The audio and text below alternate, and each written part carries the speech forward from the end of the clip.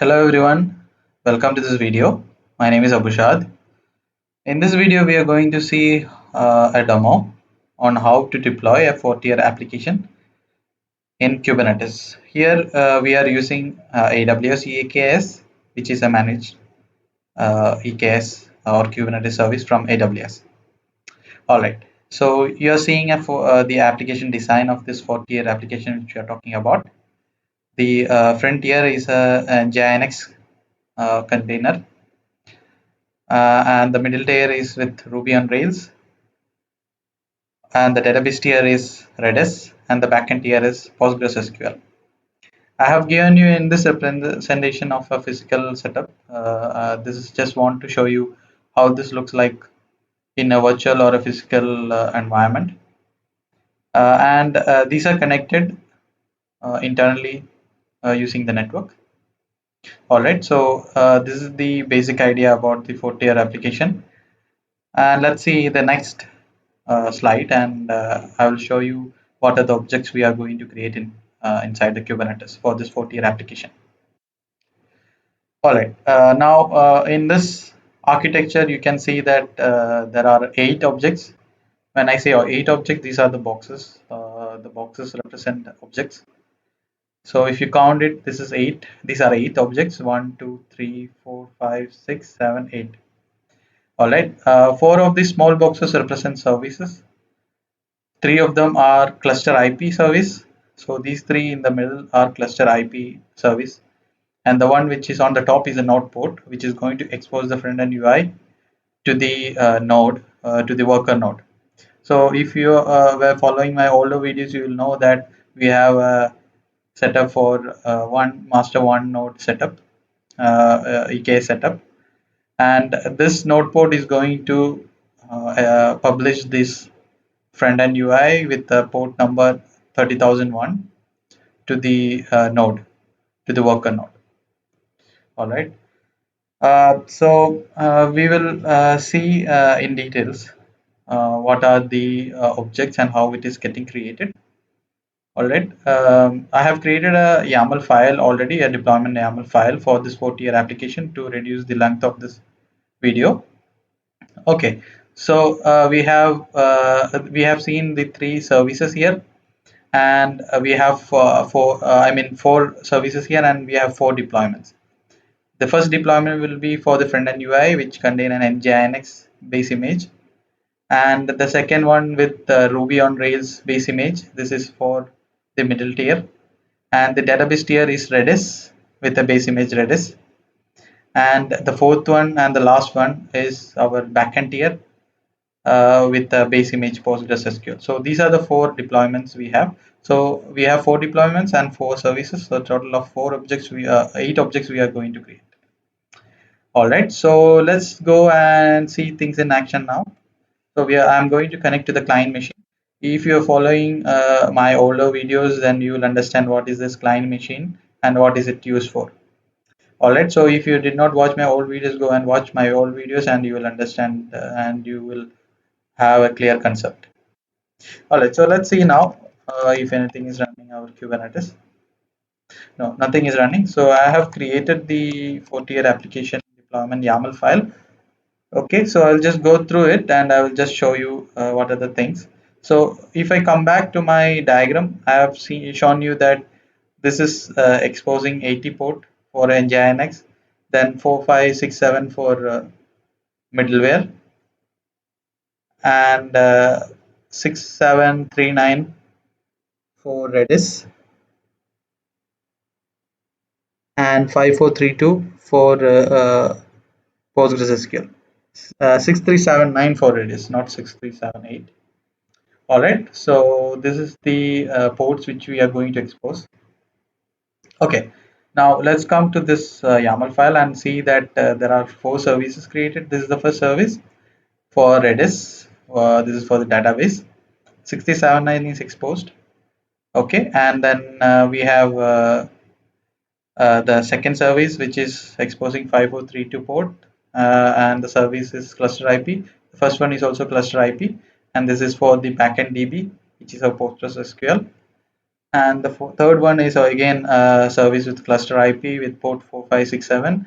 This is our middle tier application, which is Ruby on Rails. And the fourth service is our friend-end UI, which is an Nginx. Sorry, this is a service, a node port service, which is exposing 80 port 80 with a node port 30001. This is for friend-end UI. Okay, so come down and we will see the deployments now. This is the first deployment, which is the front-end UI with one replica, and the image which I'm using here is from my Docker Hub. I have created a Docker Hub image. This is a custom image.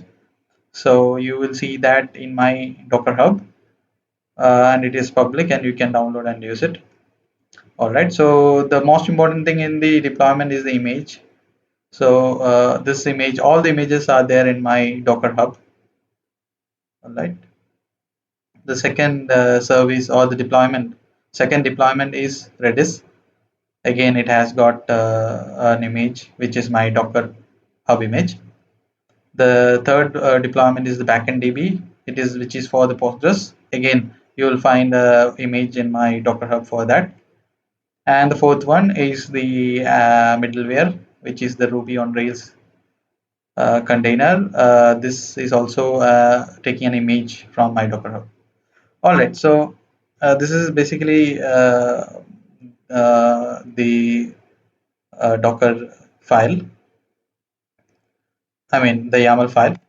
Okay, so let's deploy this setup, deploy this 4-tier application in Kubernetes. All right, now in a second example, I will show you. This is now a node port setup where we have to go and check this node port from the worker node, and then we will see it in 30,001, which is the node port. I will show you how we can access the worker node and then uh, you know go and select the 30,001 port and then display the front end UI. I will show you another example of how we can expose the service through a load balancer using AWS load balancer. All right, now I'm going to apply this uh, deployment file. Yeah, it is getting created. So if you see get all, you see things are getting deployed. The container is getting created now. Okay, so the containers are running. I mean the ports are running. So it is very fast. The it has been tested before, so the images are already cached. So that's why it is very fast in deploying. Otherwise, it will take say around 10 to 15 seconds for the deployment. All right, now here, if you see, you can see the node port. It is active and in 30,001. All right, now let's go to uh, our EC2 instances. Okay, to the AWS console, and let's find the EC2 instance. This is the EC2 instance, which is a worker node. You can see the security group name, which is EKS cluster, and this is the worker node. So we will go to that worker node and we will find the EC2 a public IP DNS of the EC2. I will put a link in the description. I have created. I will create a blog for this specific video as well. And I will put the YAML file also there in that blog, so that you guys can just copy paste and then run this deployment.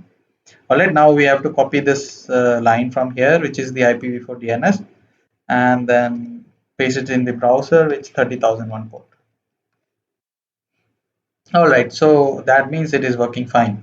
So now click on vote, and if you are getting the count increased, then that means it is successfully communicating with the database, and our setup is working fine. All right, so this count is getting increased, and our setup is all working fine.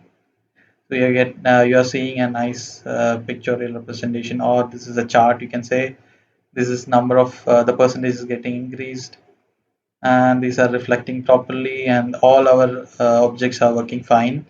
Deployment services, everything is working fine. That's why you are seeing the numbers are getting increased here. The counts are getting increased. All right, so this is working for fine. Our deployment is working fine. Now I will show you quickly one more thing, which is also very important to know. Now, if you see here, the app server which this particular application front end UI is using is this node, this port. All right, so let's find that port here. If you see here, this is the port which ends with MX. See, if you see here the port which ends with MX, this is the one which is using. And I'm going to quickly increase the number of replica and increase the number of our application server, which is the middleware, Ruby on Rails.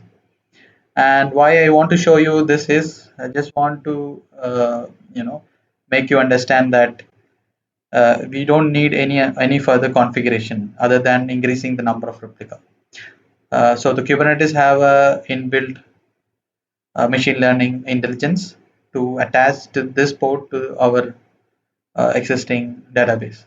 So in case if you imagine the same setup in a virtual machine environment, the virtual machine, the newly created virtual machine with the new instance for an app server, you need to install the application, then you need to configure, then you need to say this is the username password for the database, then you need to say this is the port, etc. And this required a large number of configuration.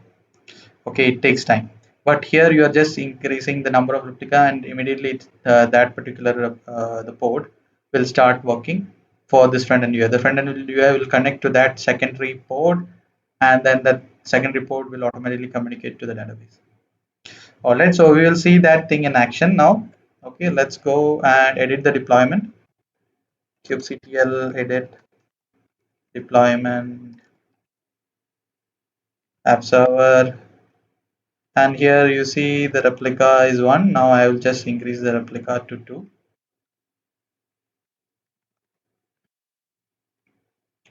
Now if I see get all kubectl get all, the second port is already running. 3 seconds, if you see here, it is just created. This ends with TJ. Our first one ends with MX. So let's see if our front end UI is detecting this second application server. Now it is detecting MX. After refresh, we should see the port which ends with TJ. All right. Yeah, see, it immediately picked the second one. So in our next refresh, it took the second port. And you see the counts, it is the same count which the other application server was showing. That means that our second application server automatically detected all the configuration which is required to establish to the database and to the front end UI, and it is working perfectly fine. So this is as simple as that. Uh, it is very easy to increase the replica and give more power to your infrastructure which is holding this application. All right, so yeah, see, this is getting increased now. You can see it here. So everything is working fine. Let's do a refresh. Yeah, it is still TJ, still TJ. Yeah, MX. See the second port, or our this was our first port. This is again showing the same number of count. That means everything is working fine. All right, so now let's go back to our setup. And as I told you, I'm going to show you a second setup where we are going to use a load balancer instead of notebook. For that, I will just edit the deployment file. All right, I will find the service notebook. Yeah, so here.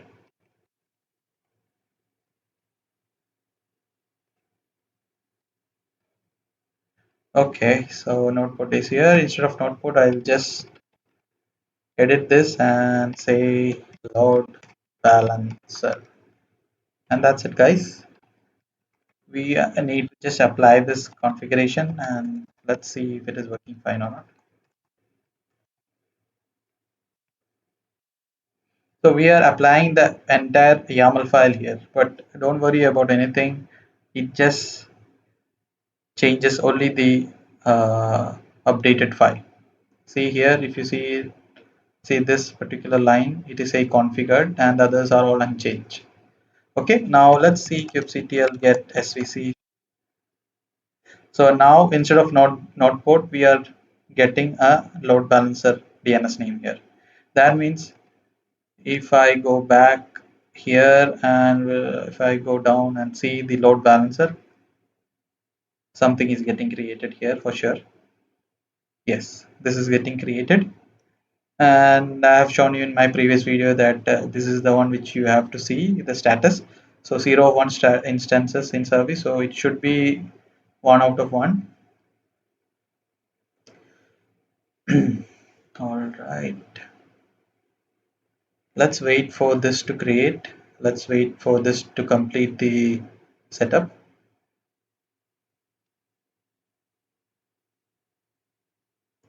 Okay,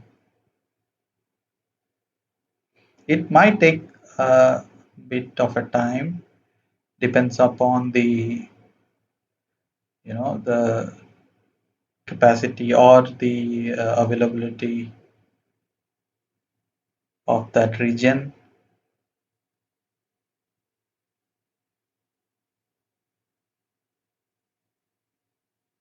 Yeah, 101 instance is in service. Okay, all right. Now let's go and okay, let's see here. If I go to the tags, I see that the service name is our service. All right, and the instance is our worker node.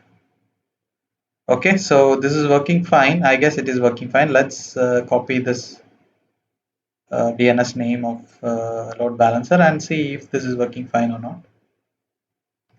Okay, here you go. It is working fine. And you see the same count here. That means everything worked fine, guys. So yeah, so you have seen how easy it is to deploy the objects or deploy an application in Kubernetes. And let's now remove it. Let's now clean up the deployment, and I'll show you it is just a single command. It will just wipe out everything.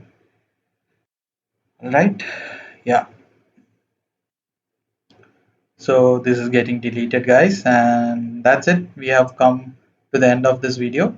I will put a link in the description for the blog where you will find the YAML file there. All right. Thank you for watching. See you again in my next video.